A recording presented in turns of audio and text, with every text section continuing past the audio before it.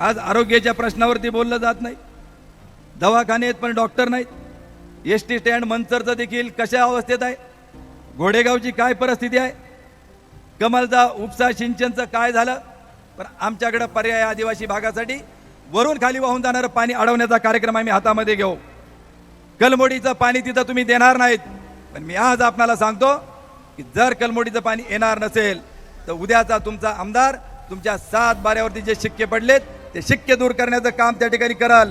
पण पाण्यासाठी काय कराल, जी वेळ नदीमधून या वर्षी जवळपास 1.5 TMC पाणी वाहून गेलं, तिथं मोठमोठाले साठवण तलाव त्या ठिकाणी वेळ नदीवर बांधून तुमचा पाण्याचा प्रश्न मार्गी त्या ठिकाणी लावणार म्हणजे लावणार. माळसाकांत योजना झाली नाहीत, आम्ही उपसा सिंचन डिंब्याच्या उजव्या कॅनलवरून चालू केल्यात, त्या आम्ही मार्गी लावणार आहेत. थिटेवाडीमध्ये पाण्याचा प्रश्न लगेच कसा सोडणार.